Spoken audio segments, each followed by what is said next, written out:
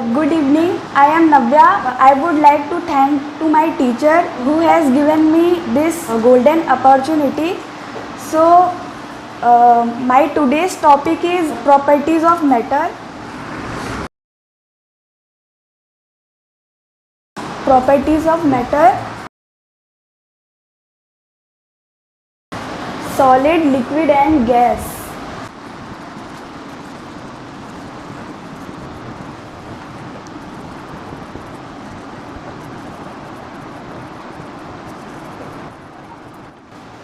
Their type, their shape, their volume, their density, their interparticle space, their force of attraction, and their compressibility.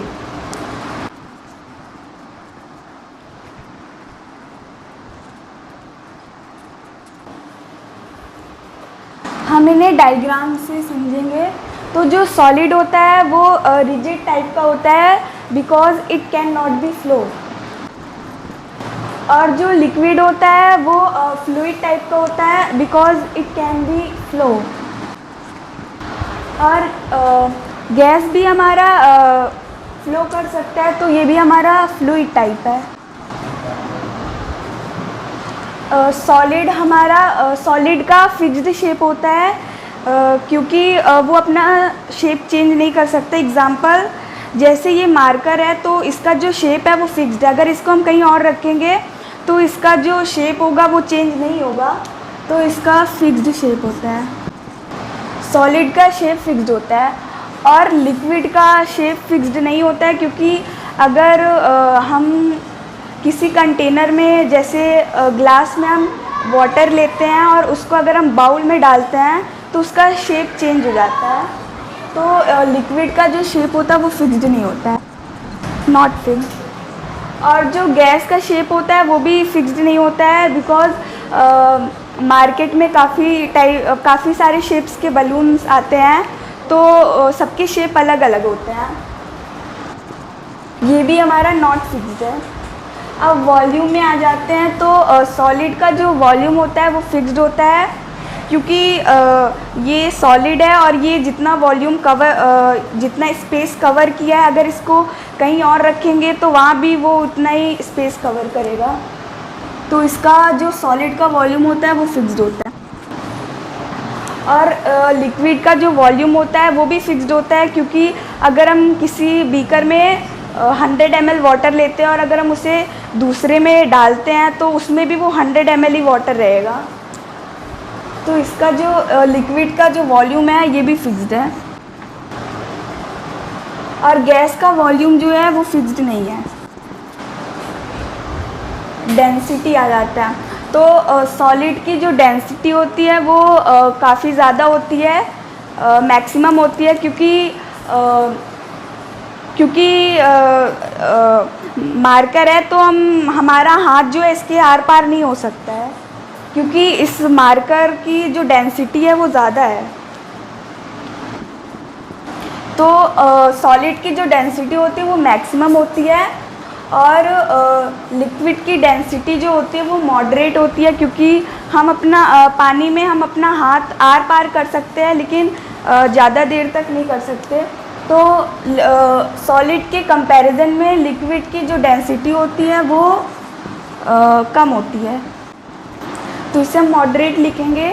और जो gas की density होती है वो काफ़ी ज़्यादा कम होती है, क्योंकि हमारे आसपास जो है वो गैस एयर ही है, तो हम अपना हाथ आसानी से हिला सकते हैं। तो इसका जो डेंसिटी है वो सबसे ज़्यादा कम है, मिनिमम है। अब आ जाते हैं इंटरपार्टिकल स्पेस में। तो जो सॉलिड के इंटरपार्टिकल स्पेस हैं वो काफ़ी ज़्यादा कम है, क्योंकि सॉलिड के जो पार्टिकल्स हैं वो काफ़ी ज़्यादा पास हैं, तो इनके बीच के जो स्पेसेस हैं वो कम हैं। तो इसके जो सॉलिड के जो स्पेसेस हैं वो कम है, तो इसको हम मिनिमम लिखेंगे।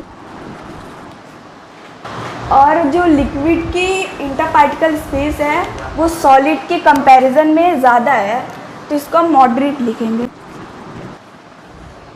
और जो गैस के बीच में इंटरपार्टिकल स्पेसेस हैं वो काफ़ी ज़्यादा है, तो इसको हम मैक्सिमम लिखेंगे।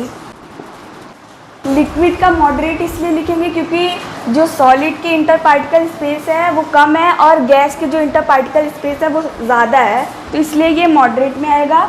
अब आता है फोर्स ऑफ अट्रैक्शन। तो जो सॉलिड के फोर्स ऑफ अट्रैक्शन है वो बहुत ज़्यादा होगी, क्योंकि सॉलिड के पार्टिकल्स की फोर्स ऑफ अट्रैक्शन है वो ज़्यादा है, क्योंकि सॉलिड के पार्टिकल्स बिल्कुल अट्रैक्ट रहते हैं एक दूसरे पर। तो इसकी जो फोर्स ऑफ अट्रैक्शन है सॉलिड के पार्टिकल्स के वो मैक्सिमम होगा। और जो लिक्विड की फोर्स ऑफ अट्रैक्शन है वो सॉलिड से कम होगा, क्योंकि सॉलिड के पार्टिकल्स बिल्कुल पास पास हैं और लिक्विड के पार्टिकल्स सॉलिड के पार्टिकल के कंपैरिजन में थोड़े दूर हैं, तो ये हमारा मॉडरेट हो जाएगा। अब गैस के फोर्स ऑफ अट्रैक्शन की बात करते हैं, तो गैस में जो फोर्स ऑफ अट्रैक्शन होता है बहुत कम होता है या फिर नेग्लिजिबल होता है, ना के बराबर होता है। तो हम इसे नेग्लिजिबल लिख सकते हैं या फिर मिनिमम लिख सकते हैं। अब आ जाते हैं कॉम्प्रेसिबिलिटी। कॉम्प्रेसिबिलिटी मतलब दबाना। तो सॉलिड के जो सॉलिड जो होता है वो कॉम्प्रेसिबल नहीं होता है। लाइक ये जो मार्कर है ये सॉलिड है, तो अगर इसको हम कॉम्प्रेस करना चाहें तो नहीं कर सकते हैं, तो ये नॉट कॉम्प्रेसिबल है। और जो लिक्विड होता है वो भी हमारा कॉम्प्रेसिबल नहीं होता, क्योंकि अगर हम लिक्विड की ड्रॉप लेंगे और उसको कॉम्प्रेस करने की सोचेंगे तो नहीं हो पाएगा। वो सारे जो वाटर होंगे वो सब फैल जाएंगे और पॉसिबल नहीं है, तो ये नॉट कॉम्प्रेसिबल है। अब आ जाते हैं गैस में। तो क्या गैस कॉम्प्रेसिबल है? एग्जाम्पल से देखते हैं। ये हमारा सिरिंज है और यहाँ पे एक कॉर्क लगा है जिससे जो अंदर के जो एयर है, गैसेज है, वो बाहर ना निकले। और इसके ऊपर एक पिस्टन है इसके अंदर, और यहाँ पर ये जो है हमारा पिस्टन है, ये कॉर्क है, ये हमारा सिरिंज, और यहाँ पे जो है वो गैस के पार्टिकल्स हैं। तो अगर हम पिस्टन को प्रेस करेंगे तो जो गैस के पार्टिकल्स हैं वो और पास पास आ जाएंगे। गैस के पार्टिकल्स पास पास आ जाएंगे और ये हमारा पिस्टन और नीचे आ जाएगा। तो इससे हमें ये पता चलता है कि जो गैस होता है वो कॉम्प्रेसिबल होता है।